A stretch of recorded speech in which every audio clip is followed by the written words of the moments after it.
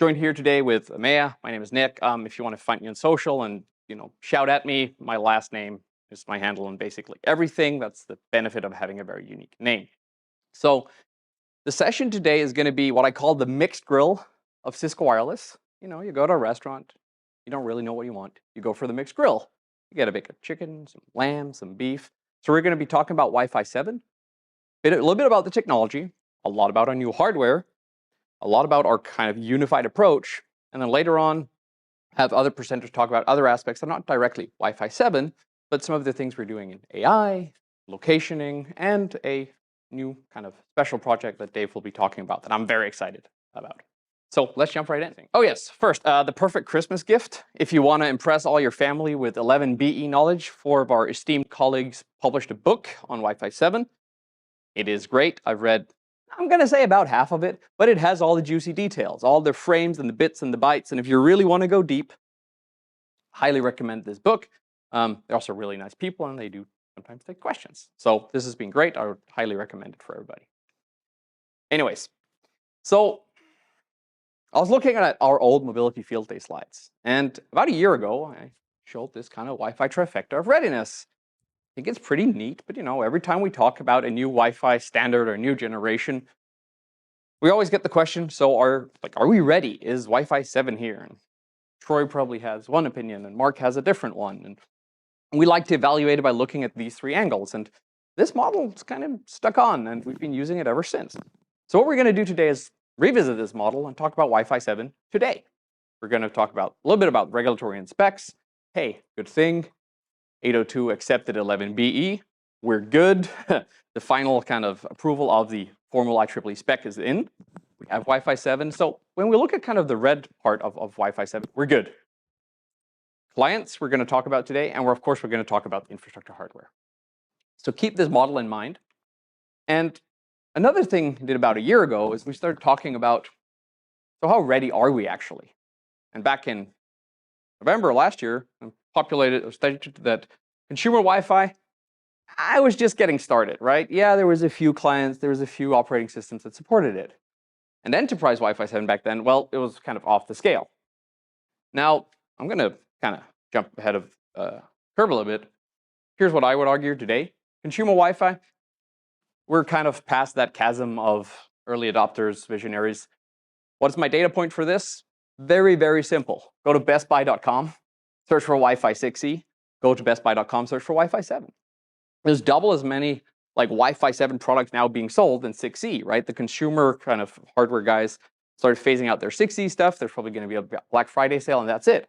All the consumer stuff is now Wi-Fi 7. So we've kind of passed the early adopter stage for consumer. Of course, we like enterprise Wi-Fi. Enterprise Wi-Fi is now kind of right at the edge of readiness. We'll talk you through the details. But this is where we stand as of today. And of course, 6 gig Wi-Fi is already kind of well adopted, right? Cool. Yes, we have Wi-Fi 7 hardware to talk about. Really excited. So let's jump right into it. There are 3 things you'll see us talk about a lot when we talk Cisco Wi-Fi 7. And the first one is kind of our simplified product. We have fully combined Meraki hardware, Catalyst hardware, Winboo hardware. No, there's just now one AP that automatically figures out what mode it should be in. For those of you Cisco folks out there, there's no more regulatory domains anywhere. So if you're, say, in Canada and you're being tired of having -A APs in Canada and you have sites in the US, we've gotten rid of that. We've also unified our licensing.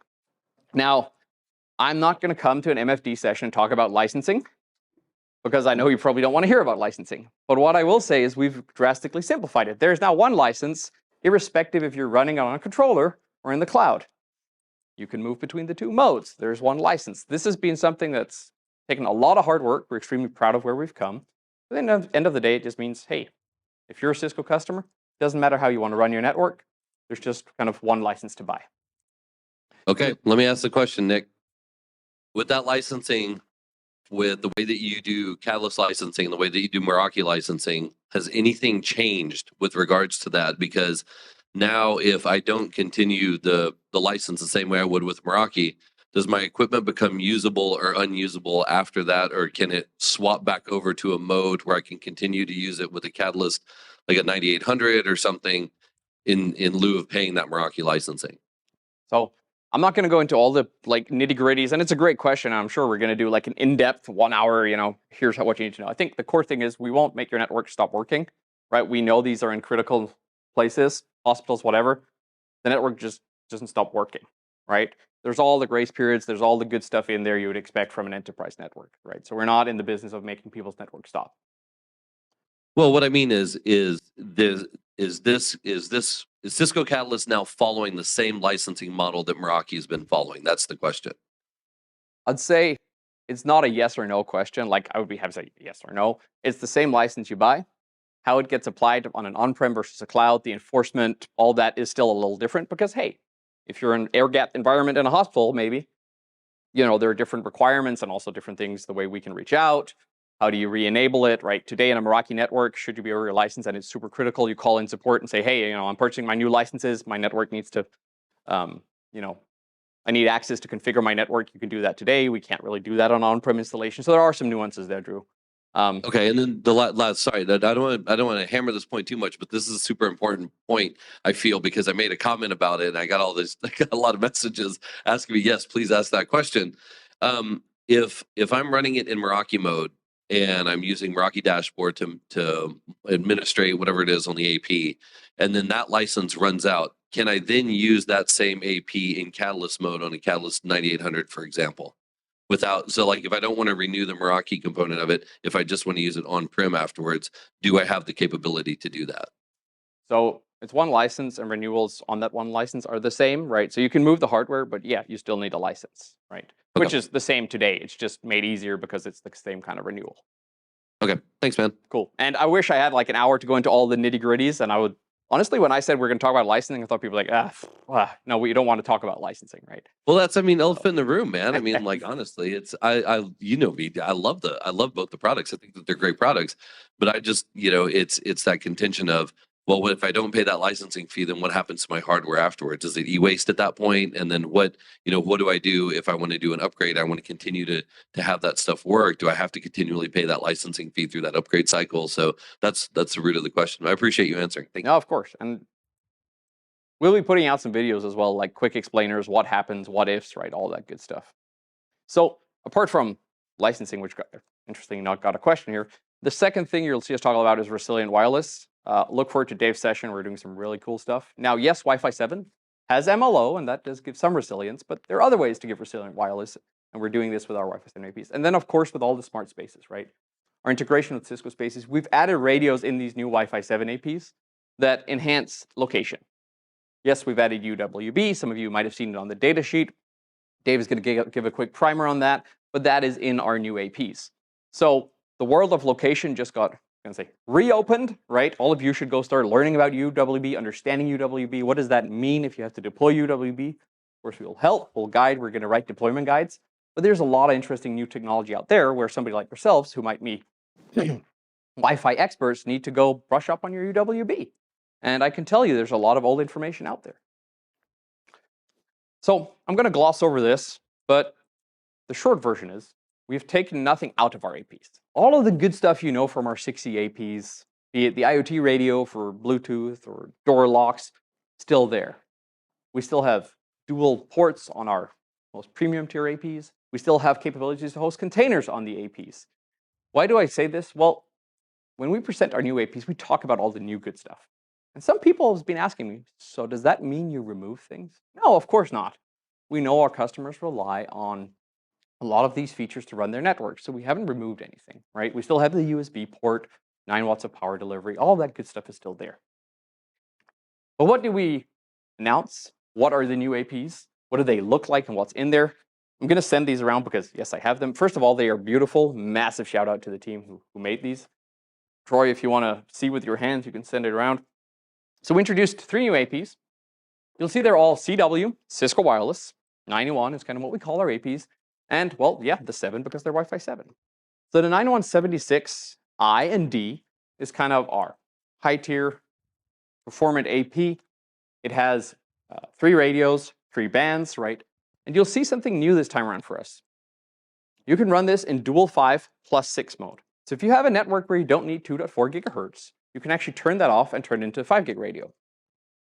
Now, why do you want to do this? Well, some need the extra capacity. Some might want to slice their frequency and dedicate some channels and some SSIDs to certain devices. Or they might want to do what Dave's going to talk about. As I mentioned, UWB across the board in these APs. We still have the D model, so the integrated directional antenna. We kind of revolutionized that with 6E. The rules still apply. You can't really use external antenna connectors without an AFC. So in 6E, we introduced the D1, integrated directional antennas, and we're keeping that for Wi-Fi 7 as well. Another addition here is, of course, GPS. Yes, you could use this for AFC, or GNSS, I should say, for my European friends out there. But, you know, if you want these APs to know where they are, there's now built-in, I'll send this around as well, GPS and GNSS for locationing in the APs there.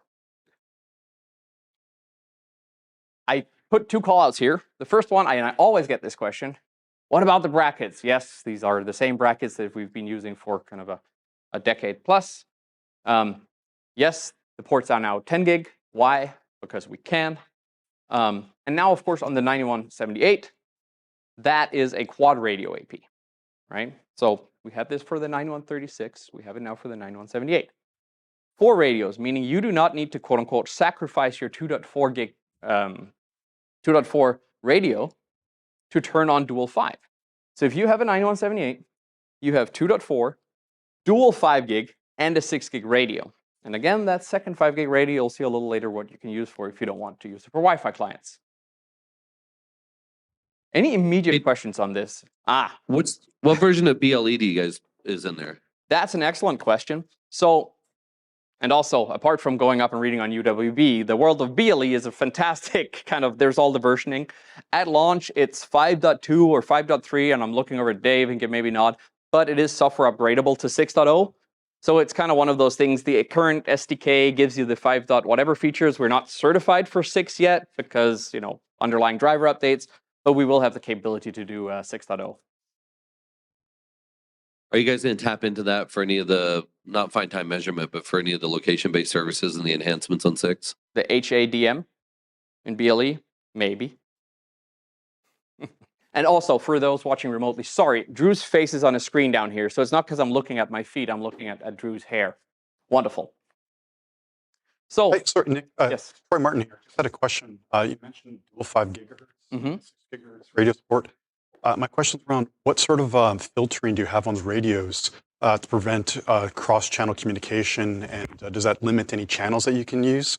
Yeah, so we've taken the keep it simple approach in 5 gig. They are band locked, so when you're running in dual 5 mode, right, they are band locked, the upper part of the spectrum and the lower. I should say that the 9178, you can run this in a 3 radio mode, so if you just want one full band 5 gig radio, you can absolutely do that, right? And maybe online question, no, we don't do Uni 4 because there's no clients that do Uni 4.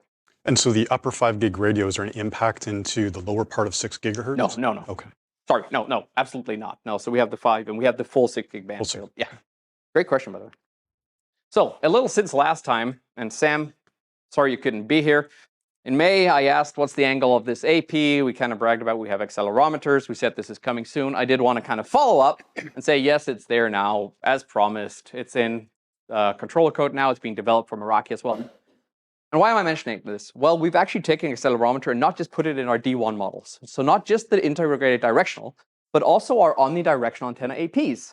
And you might say, well, I know how my AP is. That's always on the ceiling. No, it's not. What if that AP falls down? What if an installer comes and flips it upside down? The moment we start talking about getting more information about the actual physical installation of the AP without you going there, the first thing I heard from large customers was, please put this in as many products as you can. So all the APs you saw on the previous slide can now tell you how they're oriented. It's a really great feature. Say you're in higher ed, you know things get moved around, right? Now you don't have to go out there to figure out what's going on. Is that data only fed into Catalyst Center, or can we pull that? I love the question, like, is it Catalyst Center? Actually, and I think we shared in the May session, it actually made it into NetConf first. So we made it streamable first, and I know at least one crazy Norwegian who's working on Grafana dashboards to do cool stuff with this. But yeah, no, absolutely, we export this. I was going to give that shout out to Kittle also. I saw him using it. That was awesome. The other big thing, we are certified at launch, right? We take Wi-Fi certification very seriously. So we are definitely certified at launch. Cool. So we've been through a journey of combining our teams, combining our hardware, combining our software efforts. All of the Wi-Fi 7 stuff, as I mentioned, is what we call global use AP. And this is my in a nutshell slide, right? You do not have to decide what management mode you need to boot in when you purchase the hardware. In 6E, you did, and it worked fine. No, with Wi-Fi 7, just plug it in. The AP will figure out, hey, should I be in Meraki mode or should I be in controller mode? I'm not going to do a 2-hour tutorial on how that works, but the short version is, it checks to see, hey, can I reach the Meraki cloud and am I claimed into a network? If I am, I'll be Meraki mode. If not, let me go check for controllers. And yes, we support all the weird ways of discovering wireless LAN controllers. We support it in both V4, we support it on V6. Broadcast, multicast, yada, yada, yada. All of those mechanisms we support to go look and see if there's a wireless LAN controller around. So if you buy a Wi-Fi 7 AP, your APs are a controller deployment, just plug it in, it will figure it out. Similarly, if it's Meraki, plug it in, claim your cloud ID onto the cloud, and it's business as usual. This is something we're super proud of. We know it's going to make it a lot easier for our customers and for you guys to deal with our products. And of course, as I mentioned, no more regulatory domains, which is something that's been a long time coming. But now there is just one global use PID across each model. I put a reference slide in here and explain the flow chart, but I think you guys get it, right? Plug it in, it figures out what mode it should be in. Yes, you can change the mode. I see a question brewing out there on the chat. Yes, you guys can change the mode. We've unlocked it so that you can go into the Meraki dashboard and move it to controller. You can go to controller and move it to dashboard. It's up to you. It's fully free. That's right? Back and forth. We can keep doing it. It's back and forth. In 6E, you had to call Meraki support and say, hey, could you move it? That button will now be available to any customers. And hey, it's a unified license, so you don't have to worry about that. Anyways, we kind of take care of that as well. And it's also, and I am proud of this, unified factory reset, right? If you factory reset, it goes back to the same behavior. It doesn't matter what mode it goes in. All of that has kind of been unified. So your level 1 techs out there don't have to worry about what mode it was in and go read the right documentation. Nah, just same documentation. There's even a little QR code on there that tells you how to do it. Cool. So is there also a site survey mode that you can go into? So on site survey mode, yes, there is still. We still have our existing site survey modes from both Meraki and Catalyst. Yeah. So we haven't unified those yet because it's kind of a utility. It's on the roadmap to unify those, but yeah, absolutely. So a bit about the Wi-Fi 7 learnings here. How are we doing on clients? Well, I showed this slide at another conference not so long ago for professionals that work with wireless LANs. The good thing is for Windows, we're good. MLO, the key feature of Wi-Fi 7, works in 24H2. So that's the Windows release that came out in October. Android works nicely. I have a Pixel 9. iPhone works beautifully. And then there's this little, and I'm not going to walk over there, there's 2 little exclamation marks on WPA3 Enterprise. Somebody kind of tapped me on the shoulder and said, hey, you did all this MLO testing, show that it worked, and I have all the PCAPs to prove it. Go try with WPA3 Enterprise. Sure. I don't run 1X network at home because I'm normal. So I went and did that. And well, first I actually read the release notes. And you guys may be able to see or not, but Wi-Fi 7 Enterprise currently not supported in Windows 11. I was like, no way. Way. So if you want WPA3 Enterprise right now and just want to kind of share this, you actually have to go to the pre-release version of Windows 11. Now, they will associate to Wi-Fi 7 just fine, show up, but it won't do MLO. And we kind of learned this the hard way. Now, we don't know if this is going to get backported into a minor patch or major patch, but for all of you out there that are started rolling Wi-Fi 7 out, pay attention to this one, because if you're in a .1x network, you kind of want to know this. Yeah, proof that it works. If you go pre-release, connect on 2 bands. Another kind of heads up to the community, don't waste your money on this. I did, so you don't have to. It kind of works for Wi-Fi 6, maybe 6E. It doesn't work for 7. Windows gets very confused and or crashes. The driver doesn't even exist on Realtek's website, so don't waste your money on this one. Cool. So finally, we want to talk a little bit about MLO. We're not going to do the tutorial. There's plenty of sessions out there. What you need to know is These are really cool from a technical point of view. All the multi-links at the same time, multiple radios, all that good stuff. The ones on the left are the acronyms you need to care about. A year ago, we had a more complicated slide. The acronyms were slightly differently. Now you're down to, you only need to learn 3 acronyms, right? I'm not going to go through all of these, but you need to understand these for the next slide.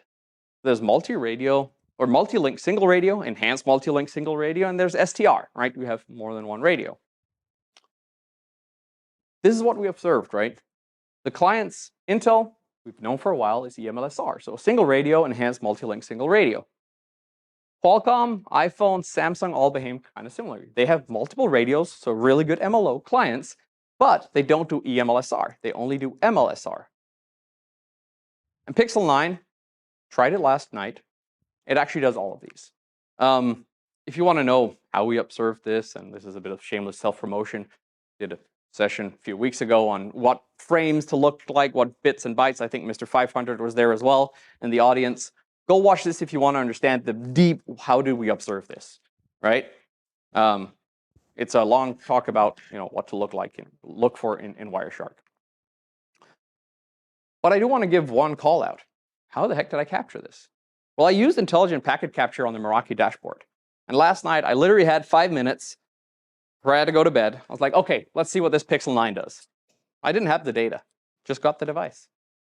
Fire up Meraki dashboard, and gentlemen later will show how easy this is. Intelligent packet capture start, associate on Wi-Fi 7, boom. Frames are in the dashboard, I can start analyzing. It's like a 3-minute thing.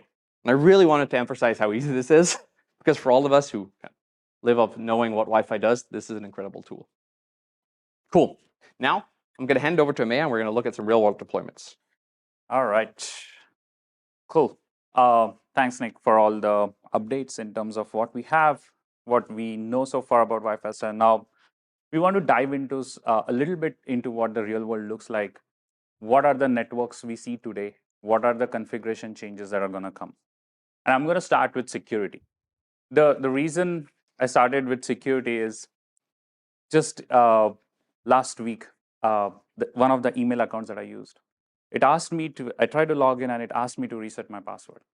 And there are so stringent conditions to set that password now. It has to be 12 characters long. It has to have special characters, whatnot. And now the policy is changing where I have to reset that password every 6 months. The reason? We are moving in the digital age. We want to make sure security is top of mind.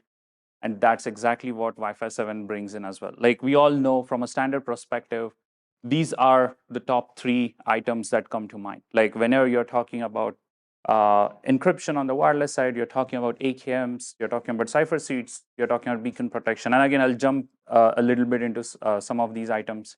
But these are what are mandatory when you're looking at Wi-Fi 7. Now, let's look at some of the examples, right? Any network, we have an open SSID. You look at guest, you're probably looking at your school districts, universities, hospitality. Like even here right now, we are connected to the guest, like that's what we are connecting right now. So guest is always going to be there. You have your enterprise SSID, which is .1x. Again, different use cases, different scenario, and you're always going to have one personal SSID. This is maybe for your IoT devices, maybe for your behind the office devices that you're using. Appreciate key over here. Now, the reason I call these 3 SSIDs because these are the most common and why we are talking about these, right? So when you look at Wi-Fi 7, when you look at transitioning your network to Wi-Fi 7, there are some key challenges that are coming from a security perspective. And that's what I wanted to highlight here. Now, your open SSID essentially needs to transfer to OWE because that's exactly what the Wi-Fi 7 spec calls out. Your enterprise need to move to either a WPA3 only or a WPA3 transition mode SSID, and so does your personal needs to move on those lines. Now, the idea here is to understand what are the requirements and how you're going to transition. I'll talk more on some of the examples and maybe just our own corp network, like what we saw. But the idea here is as you transition towards Wi-Fi 7, you need to start thinking on these lines, like how do my SSIDs map? What are my client capabilities? How do I figure that one out? So it's a slightly different scenario where with Wi-Fi 7, you need to make sure that all of these are taken care of. Real quick, you can Yes. use transition modes with Wi-Fi 7? I thought that was not an option. Transition mode, yes, as long as you have one AKM across all three bands. Yep. So that's the requirement. And again, that's the reason I called out. And I will mention OWE transition is not here. I'll cover that in a minute, why that's the case. Now, also one more thing I'll call out. Think about the clients, because open is usually BYOD. So you don't have much control on the client devices. But when you talk about enterprise and personal, there is some level of control. I will say some level. It depends specifically for enterprise. Just giving a scenario, like when you're talking of a enterprise network, maybe IT owns the devices. So they know, do these devices support WPA3 or not? There's a refresh cycle. But the moment you start looking across verticals, when you look at higher ed, you look at universities, you do have a radius SSID, you are authenticating with an Active Directory, but you're bringing in your own laptop. So at that point, you don't know what capabilities are going to be supported. And that's a place where transition mode can come into play and help have that balance between your legacy devices and your newer devices. Now, let me jump real quick on one of the examples. So this is our office in San Francisco. We decided, you know what, before we tell the whole world, let's bite the bullet, let's enable OWE transition, and let's see what happens to our network. Now, this is a snapshot. I just took a screenshot of this last night. I was talking to Nick, and we were discussing on this, and I was like, okay, let me pull up a slide. Let me pull what we are seeing on the network in the past day. So this is basically Tuesday, which is one of the most busiest days that we see in the San Francisco office, because everyone's commuting and coming to the office.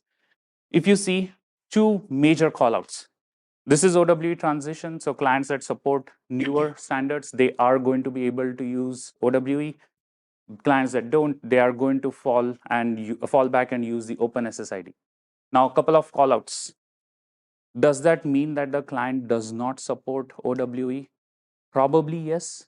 It could also be a bad driver implementation on the client side, where we need to investigate more and figure out what the actual data is looking at those 110 client devices. But the bigger call out is 75% of the client devices actually do connect and support OWE.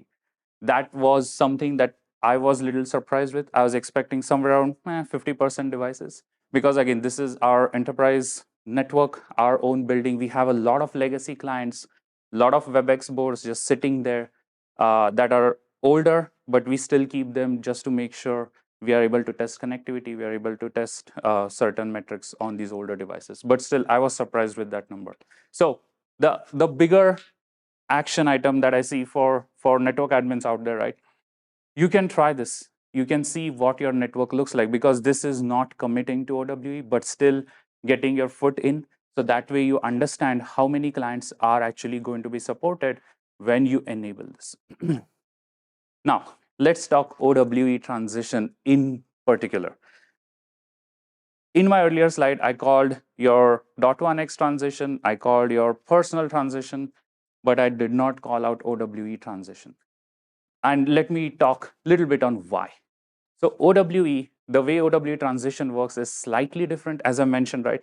You have AKMs that has to be common, whereas OWE transition, you have two different SSIDs, like a quick 30-second refresher. Open is the one that's broadcasting.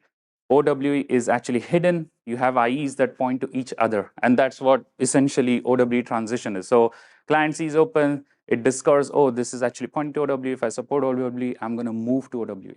But that's the limitation that comes with OWE transition, because you are broadcasting open, which is something that is not allowed with 6 gigahertz.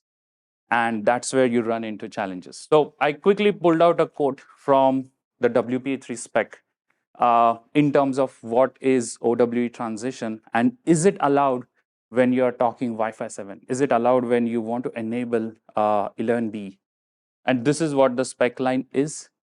Net, what it translates to, OWE per the spec is not allowed from 6 gigahertz support perspective, and also from a Wi-Fi 7 standard perspective.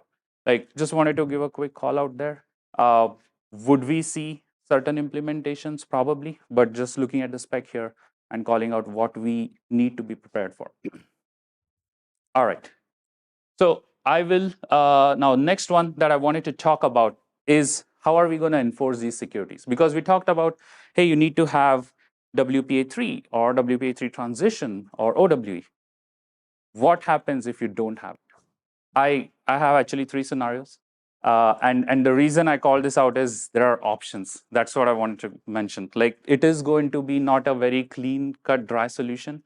We are going to transition slowly. And as we go through the phases, we are probably going to have more knobs, more flexibility for our customers, for the networks out there.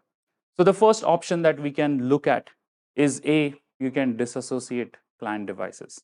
What this implies is when you see an association coming, let's say on WPA2, with 11B request, you can send a disassociation because that is not allowed per the spec. So those are some of the things that could come. Again, bad driver behaviors, maybe maturity of the drivers. This is something that we had seen in the past with 11AX as well. So all of those could lead into those scenarios. So as you can see here, you have Wi-Fi 7 AP, Wi-Fi 7 client.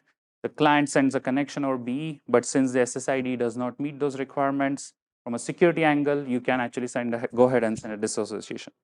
Now, the second aspect that you can look here is for the AP perspective. If you don't meet the criteria, you can downshift the AP to operate as an 11AX AP.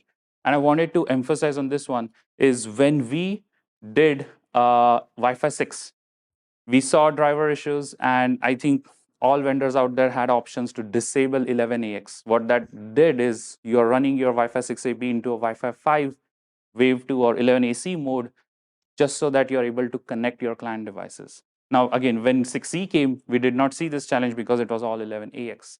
But now, as we transition towards Wi-Fi 7, this is something that's going to be an option again, where you can transition your AP down to 11AX mode and operate it as 11AX. So although it's 11B AP, in the beacons, in the associations, the max it will be do is 11AX. Again, if you don't meet those criteria, you don't want to commit to OWE at this point, you don't want to commit to WPA3, those are the options. And the third one that... Sorry, I just Yes. had one question about that. Does that mean that one client can downgrade the performance of that AP for everyone connecting to it? Or is that just AX for that one client? So that is going to be on an AP level in this scenario. The third option that I was going to mention about, you can do it at a per SSID level because you are broadcasting your capabilities on a SSID level, right? So you are either broadcasting 11AX as the max capability or 11B. Now, let's say if your client is actually 11AX only, the max that it supports, then you're fine. Even if you're broadcasting BE, the client is still going to associate on 11AX. So you don't need to pull everyone down just because you cannot, that client cannot do 11B. So the model in the middle, we're pulling everyone down? Pulling everyone down on the AP side just to make sure, again, this is if you don't want to commit to the SSID requirements that I just talked about. Like if you don't want to go to WPA3, you don't want to go to OWE, you have Wi-Fi 7 AP, what options do you have? Like you can downshift that AP completely, operate until the day comes when you're like, sure, I'm able to commit, I'm going to go OWE, and I'm going to go WPA3, and I'm going to enable 11B over there. The third option is the one that's most flexible because now you have per SSID level control. So let's say guest, you don't want to do OWE, you can continue, that operates in 11AX. If you have your enterprise SSID, you know the client support, you can move to 11B. Okay, and then when... Yes. I'm sorry, just, this is Lee Badman. Just to follow up on Troy's question, I think part of what he was saying, is there a case where the client can bring everybody down, but you're making it sound like it's an administrative choice? Is that, we lock the AP to a mode and, then there's nothing that a client can do to, bring everything back down to 6E. Whether you allow that or not is an administrative choice and not a automatic function between the AP and the client. Correct. So you can log the AP or basically tell the AP, you know what, 11B is not there. You just operate in 11AX mode. So yes, you can lock it if that's what your questioning? Sorry. We don't dynamically downgrade. Yeah, it's not dynamic. That was your question, network, right? yeah. One stupid client downgrade the entire No, felt. not on a Okay. client basis. No, not the Okay. client will not be able to take it down. It's still owned by the network admin. Like you make the decision. Do you want to make that? And again, you can make this decision based on your client capabilities, what you see in your network. Okay. All right, cool. This answer. Okay. All right. Now the third one, I think I covered. Like those are the options. So if you see here, you have Wi-Fi 7 client. Again, if you're having traditional Open SSID or maybe a WPA2 SSID, the Wi-Fi 7 client can still fall back and use Wi-Fi 6 and connect over there. So we are marching towards that third option. We want to make sure you have the most flexibility available. So that is something that is coming. All right. Now, let's talk about another scenario, right?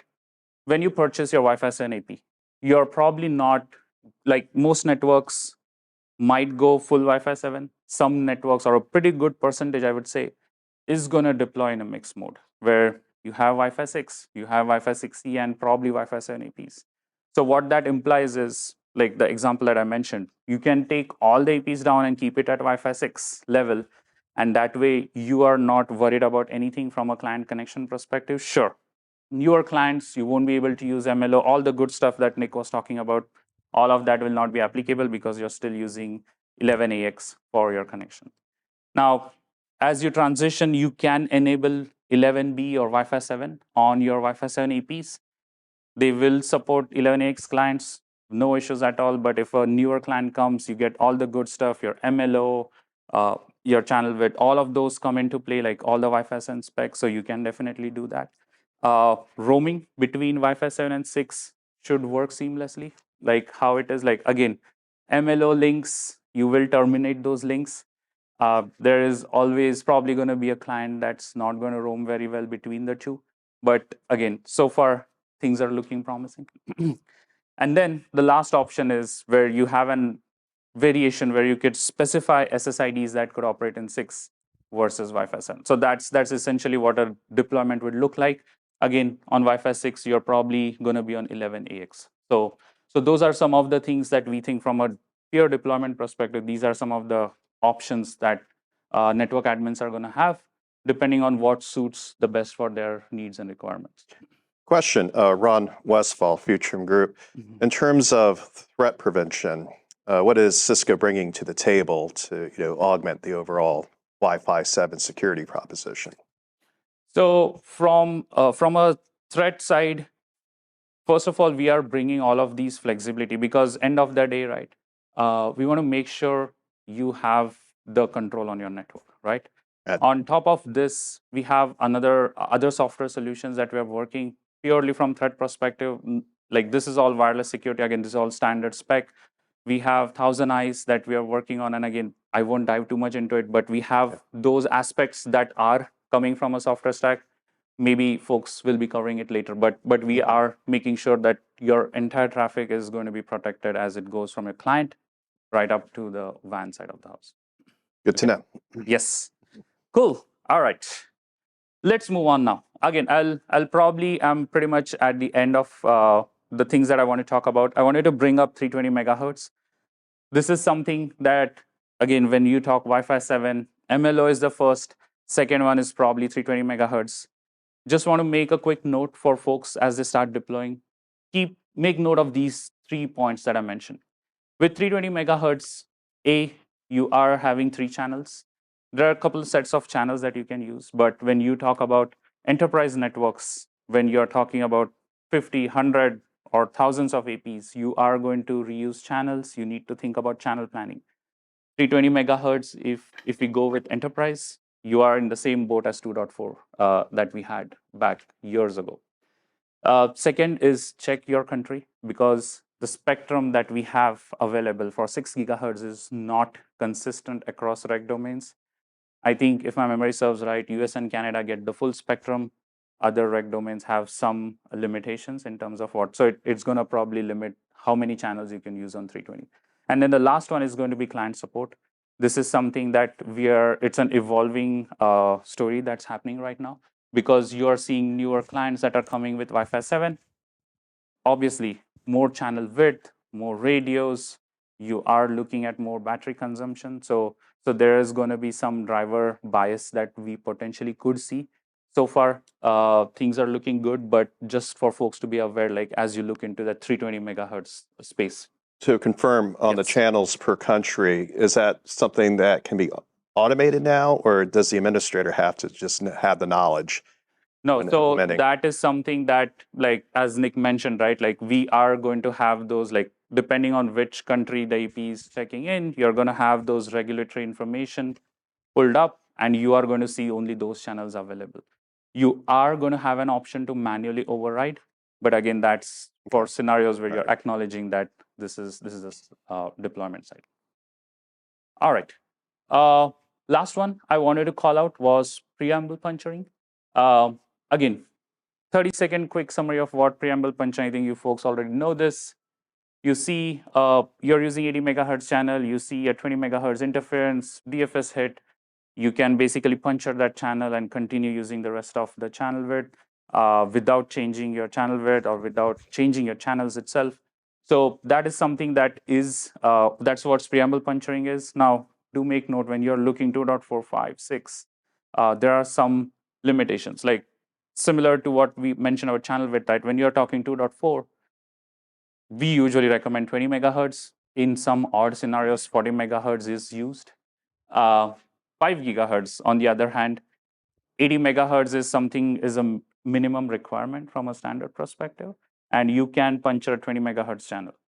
Again, usable, yes, you could see DFS hits, you could puncture those channels, but again, most enterprise networks or high density networks that we are seeing are using 20 or 40 megahertz in 5 gigahertz. There are very few that are actually using 80 megahertz.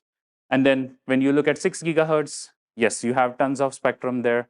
Again, country regulatory domain dependent, but with 6 gigahertz, so far, I don't think there are a lot of known interferers or DFS channels that we are seeing. So again, the end of the day, folks need to make sure that they know what they're getting with Wi-Fi 7 and these features. So I will probably end with one note here real quick, is as you deploy Wi-Fi 7, start thinking about your clients, your encryptions, and some of these features that I talked about, because these are going to be critical. All right, with that, I'm going to hand it off to Dave, who's going to talk about UWB. I think you folks heard about the specs from Nicholas. We are going to work, and Dave will probably present more. So I'm going to give you a little bit of a primer on ultra wideband. It's new to a lot of us Wi-Fi geeks, and I'm going to point out some of the topics that you might want to dig more into on your own, give you a general overview of it. So we have dedicated hardware in our new Wi-Fi 7 APs, the 9178 and the 9176, as Nick mentioned. And we will be using that for all kinds of cool things that I'll get into. UWB is high frequency, short range. Our implementation of it on channel 9 is right around the 8 gigahertz mark, and it is a 500 megahertz bandwidth, so very wide, ultra wide channel. And that's how you get the accuracy of sub-meter. It is very battery efficient for tags, so it's a great medium to use for asset tags and battery powered devices that you want to track location accurately. And it enables all kinds of new use cases and makes existing use cases better, and I'll get into some of that here. So there are some standards for ultra wideband. There are two popular standards for communication, and they are FIRA and AMLOX. There are some others, those are the leading ones. FIRA is a consortium that focuses on a lot of the basically mobile devices, proximity, access control, that kind of stuff, whereas AMLOX is more on the industrial side. And they're very different. So FIRA is very opportunistic, and AMLOX is very deterministic in the way that the devices access the medium. And depending on what you're doing, you may want to look at one or the other. Unfortunately, a lot of devices, most of the devices out there don't really adhere to any of these standards. They claim to, and some of them are close, but everybody seems to have their own unique spin on it, and it makes interoperability very difficult. So we're trying to promote getting things standardized, and hopefully we can have some more interoperability in the space.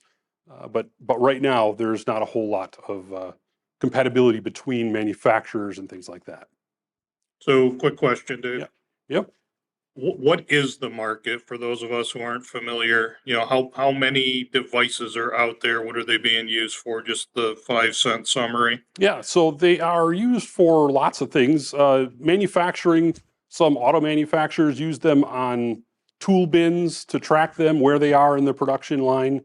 They will be used for expensive or important tools, warehousing for tracking pallets, things like that, where you need accuracy that goes beyond typical RSSI-based either Wi-Fi or BLE. Selecting specific things on a rack in a warehouse, getting you close to it, that sort of thing. What we envision it being used for is kind of in a broad coverage zone. You'd use either BLE or Wi-Fi with FTM or RSSI to get you close to the thing. And then when you get close to the thing, you would transition to ultra wideband and get that sub-meter accuracy as you approach it. So right now, are there UWB tracking systems that Yes. the goal is to replace with the APs and integrate the single glass of pane, et cetera? There, excuse me, there are existing solutions. None of them operate inside of a Wi-Fi access point. So the goal is to bring this capability to customers that don't have those solutions or want to augment them or, I guess, replace them, come up with new use cases, that kind of thing. So Thanks. Dave, I know you all have also Lee's single glass of pain. Why is it that I've never heard that? I mean, you've got the good ones. So Dave, real quick, UWB, you know, when Apple introduced the U1 chipset on the iPhone 11, I think it was iPhone 11, and now they've moved on to U2. You all have always had a tremendous relationship with Apple, leveraging cross-vendor technology and the ability to communicate back and forth. Any insight, or is there anything planned on that? Are you guys just looking at this IoT space and the industrial space, or is there anything that we can expect leveraging the UWB U2 chipset inside the Apple iPhone for integration for location services and for spatial awareness and things like that? So there's nothing I can talk about at this time, but stay tuned. Okay, there's the answer. You guys appreciate it. So there's three primary operating modes that you will encounter as you look at a UWB, and there are kind of sub modes to a few of these, but I'll talk about the high level. You've got uplink TDOA, which is generally used for asset tags. It's you've got a battery powered device that blinks a frame or a beacon, and the infrastructure listens to it and determines its location based on the time difference of arrival of that signal at all the different APs or sensors or whatever it is. Then you've got downlink TDOA, which is the opposite of that, where the access points or the infrastructure sends the frames, and the device calculates its location relative to those based on the time difference of arrival. And lastly, there's two-way ranging, where both ends of the communication are involved in the exchange, and both ends can wind up with the calculated location result as well. And I'll talk about what we use that for here. So visually, this is what uplink TDOA looks like. You can see the tag sending one ranging frame. Well, it's not one frame, but sending the uplink message and the infrastructure receiving it at different distances. Downlink, each access point or each device in the infrastructure would transmit a frame, and the client or the device would measure the difference. And two-way ranging, both are involved in the exchange. You can see they are both sending frames for this calculation. So the first thing we're using ultra wideband for is enhancing AP autolocate. So we talked about this over the last couple of years. We have the ability to automatically place access points on maps. We have been doing that with fine timing measurement in the Wi-Fi band, FTM, and we're one-upping that with ultra wideband, so we can improve that level of accuracy substantially. And we are using both technologies still. We'll use whichever we get the best result from, and I'll show you a brief comparison of the two. There's areas where one excels over the other. Some of the observations that we've seen in operating both of these on the APs for AP autolocate is that, again, we're seeing a substantial improvement. You can see the numbers there, 95% of measurements with less than a 2-meter position error. That's quite a bit better than we had with FTM. And I'll show you an example here, two examples, one line of sight, one non-line of sight. And I want to caveat this entire slide by saying we specifically chose these two use cases because FTM did not perform well for whatever reason with these two measurements between these APs. So don't expect this poor of results for FTM if you're looking at the numbers already.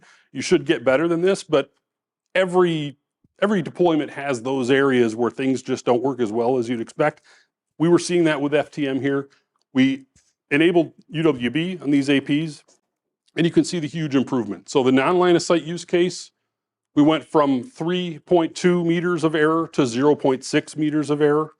And on the line of sight use case, we went from 5 meters of error to a half a meter of error. A huge improvement. And you can see how that would spiral into your entire infrastructure. If every measurement is that much more accurate, you get the idea. It is a huge improvement in AP auto-locate accuracy. So let me pop in with the question about another announcement that y'all had with the new Wi-Fi 7 devices. I'm sure you might talk about it. It's Cisco Spaces, the licensing of the inclusion of Cisco Spaces with the Wi-Fi 7 APs. Mm-hmm. Is it leveraging both FTM and UWB? I mean, it looks like it from this picture, right? And then what about, we alluded to the BLE 5.2 and BLE 6. Is that going to be something that you leverage for that as well? Is this going to be where you get, you just use all of the radios to find out all of the best information possible? And what does that do from a power requirement perspective and a power draw perspective on the actual AP? So the radios are on for whatever you're maybe using BLE for, so the power draw isn't really going to change. At this point, we're not using BLE for AP auto-locate. We may in the future, but what we're seeing is BLE and FTM are very comparable in the level of accuracy you get. So, okay. And in fact, FTM is better in some respects. So we are sticking with FTM and ultra wideband at this point, but we're not ruling out HADM. We just did ultra wideband first. And okay, and is that, and then with the Cisco's, and again, I don't want to drill too far in the licensing, but with the Cisco Spaces licensing, and people can look that up and what that means. But is it leveraging both of them, or yes? Am I going to have to license a different radio or a different technology or a different enterprise class license in order to take advantage of it? This is just Cisco Spaces includes UWB and FTM. Correct. Within part of that on the Wi-Fi 7 AP? Yes, one license gets you both pieces of functionality, and you will have no awareness as to the fact that they're both operating. I mean, you have to enable the radios if you want, but it just works. You don't have to say, I want to use UWB for AP auto-locate. If it's there and it's enabled, it works, and you get results from it. So it's that simple. But this is just right now, and not to jump too far ahead, but this is just AP to AP locationing, what you're talking about. Correct. Client locationing is something separate. Will you talk about client locationing? Yeah. So my next slide is going beyond AP auto-locate. Sorry. Thank you for the segue. Sure. And there's lots and lots of use cases that we're exploring here. We are looking at barcode scanner kind of thing in a warehouse, like I mentioned, getting close to a device. We're looking at healthcare. We're looking at warehousing, wayfinding, indoor wayfinding, lots of possibilities here. Initially, we are supporting AP to AP or AP auto-locate. Next year, we will support some of this, and then further into next year, we'll support even more of it. So we're going to do it in phase. TWR or AP auto-locates first, then downlink, then uplink, based on the stuff we talked about in this presentation. So we will be enabling these use cases over the next 9 months or so. Is the assumption that Spaces is in use, or if you're not using Spaces, is there any leverageable value? So if you can do AP auto-locate without Spaces, and we are introducing ultra wideband and Catalyst Center soon, so you won't need Spaces for the ultra wideband piece of it. For most of the client location stuff, we're looking at Spaces. So everything you see here is really more of a Spaces thing, except that if you think of wayfinding, you don't get I mean, that's about the end device getting its location, not as much about the infrastructure seeing the location. So there may be aspects of this that don't need Spaces, but in general, client location, think Spaces. So telemetry from that is going to be able to be streamed out via API. Is that an expectation, or is that a given? It is an expectation, and it's in process. But again, we're not. This is not, the client stuff is not enabled yet. Just the AP auto-locate is enabled right now. that kind of ties into my question. That data will be accessible outside of Spaces or others. We'll be able to pull that. To be determined. So we have APIs for third-party integrations at this point. Right now, that's not enabled for ultra wideband communication or ultra wideband location access, but we're exploring the use cases, building this over time. I think most of those APIs though they're integrating with Spaces, right? So it's pulling the data from Spaces, Correct. not Yeah, direct. it'll be Spaces most likely where you'd be accessing that So no consideration to allowing that data to be pulled directly. from the controller. Yeah. Not at this time. So that was that same. I think I had that same question. That's that. This was traditionally something as part of the Spaces license, but now that Spaces is included with the Wi-Fi 7 AP, now that seems like that's where that would morph into. Okay, yeah. We are. There's a lot coming on the Spaces and smart spaces location stuff that you'll see over the next year. There's a lot of changes, a lot of improvements. So that differentiation isn't going to feel so different in the future. That's all I had on ultra wideband. Give me a minute to switch laptops. What's the range? So it depends, Sam. Basically looking at like 20, 25, maybe 30 meters. But it depends a lot on the environment, the device, things like that. We are establishing guidelines for AP to AP positioning, for AP to device positioning and placement for designs. So it's less than Wi-Fi, but it's greater than you might think if you've used things like some of the consumer grade tags and things that you can locate with ultra wideband. Is Cisco seeing tire kicking using UWB or use cases such as live streaming and AR, VR? Is that part of the mix? For actual communication, like data, sending data over it, we're not exploring that at this time. It's not ruled out, but Okay. We're looking at it for location services pretty much exclusively. Got it. All right. From a design perspective, how many clients or APs would you imagine be able to connect to another AP, like sort of an upper threshold of max UWB devices? Again, it depends on the tags. You can configure the blink rates, so depends on how often they blink. A lot of that is still being tested right now. I mentioned that uplink is going to be the last function that we enable, so we're establishing those guidelines, but depends on how things are configured and what you're trying to do with it. There is not a hard set upper limit. The devices don't associate, so it's more about whether what your airspace looks like and how often things are sending location in either direction, and kind of designing for that. All right, so we're talking like tens, hundreds, thousands, more? Hundreds, probably. Okay. Again, lots of factors there, but Right. not tens. It would be a suitable amount, I'll say. Okay.